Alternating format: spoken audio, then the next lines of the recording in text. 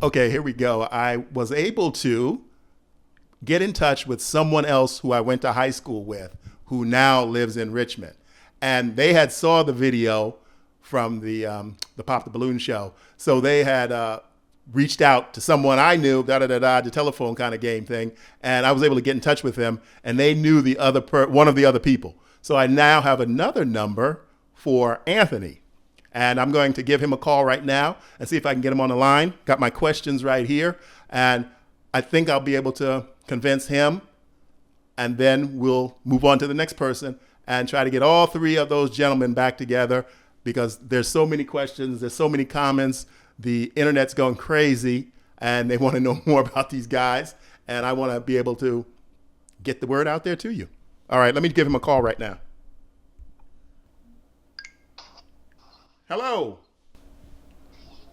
Hey, this is James Tucker. Are you were you on a video? Someone called me. A few people have been calling me, and they told me there's 3 guys that live in Richmond that I have to interview. And so I have some contacts in Richmond, some people I went to high school with. So I had them poke around a bit, and they were able to get me your number. I hope you don't mind me calling this number out of the blue. You talking about the Pop the Balloon thing? Yes. All right. It's cool, man. What yeah. you need to know? Oh, it's getting a crazy reaction online. And what I wanted to do was I wanted to ask you a few questions, find out a little bit more about you. Everybody is watching you guys, so they're interested in finding out some more about you guys. And what I want to do, though, is ultimately get you 3 guys back together for more Q&A. What do you think about something like that?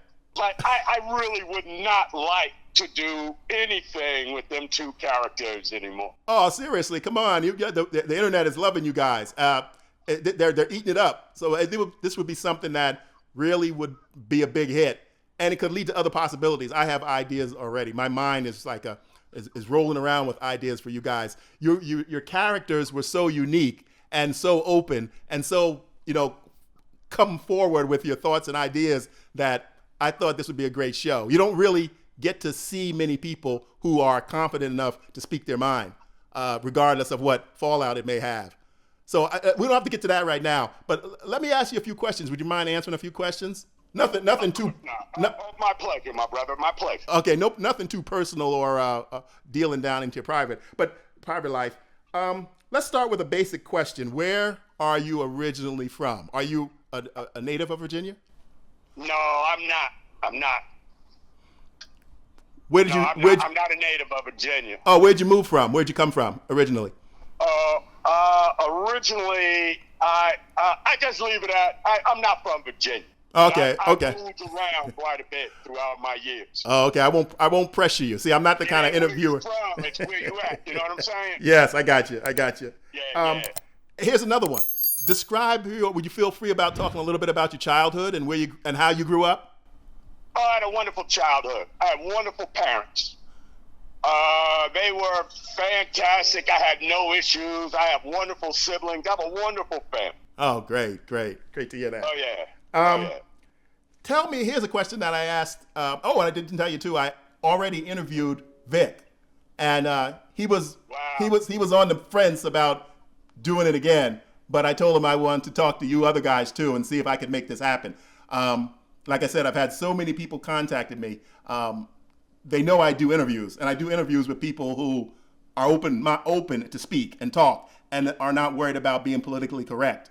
And that's what I really liked about you 3 guys. You never see that. Tell me about maybe a life experience that shaped your ideas, that the thoughts and ideas and the personality that you exhibited in that interview that really caught everyone's attention. The internet, I don't know if you follow the internet, but the internet is blowing up, wanting to know more about you guys.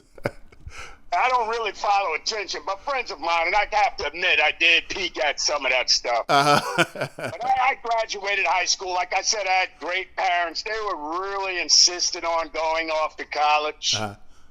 Doing that type of thing. And right. That type of life, I'm just not built for. Oh, okay. Okay.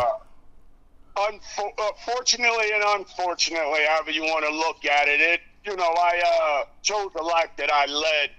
And my life experiences have really, guided me to where I am.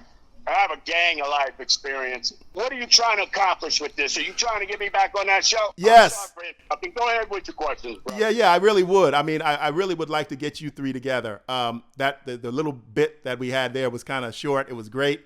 Caught everybody's attention. Really caught my attention. I'm out here in California, and I said, let me jump on it before somebody else does, because I know people are going to be reaching out to you guys trying to find you. Tell me something about your past that people assume about you that's incorrect. Do you have anything like that from your past that people assume about you when they meet you that's incorrect? And I'm a terrible person because I did some time that I am beneath most people. You know, I'm an honest guy.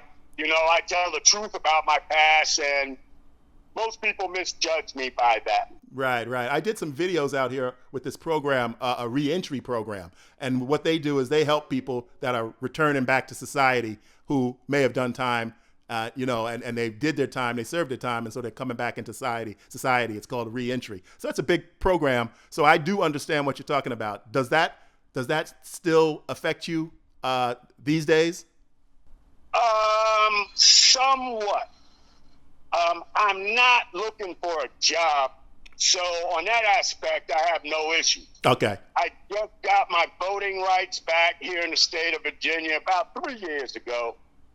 I'm able to carry a concealed weapon now. So there's a lot of things that don't affect me in the social realm of this living. Oh, you know, okay. I can get that.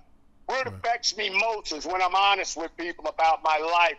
They end up being scared or not wanting to deal with me. Right. So a lot of times I can lose some business deals because of my background. And today, with being able to search anyone on anything, people find out and they get scared and don't want to do business. But that's okay. Right. I still get stuff done. I've always been open and honest. You know, I was an open and honest criminal. I did things that people didn't like. Right. But when it came to pass, I was open and honest. I didn't divulge all the information that they wanted. That's why I got that stretch I did. Oh, right. But I'm true at what I do. Right. Take it at that.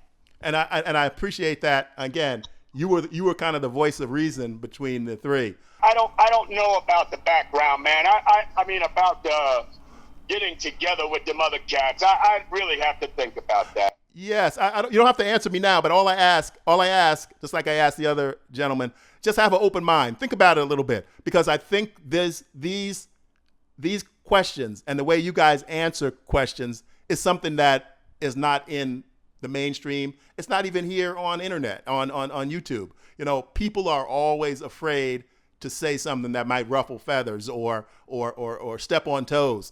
And that's what drew me to you guys. I mean, that's why people are calling me, because they know those are the kind of interviews that I do. Those are the kind of interviews I'm drawn to. So again, I'm not pressuring you right now, but can we keep the door open? Can I reach out to you by email maybe in a week or so, and we could revisit some ideas again?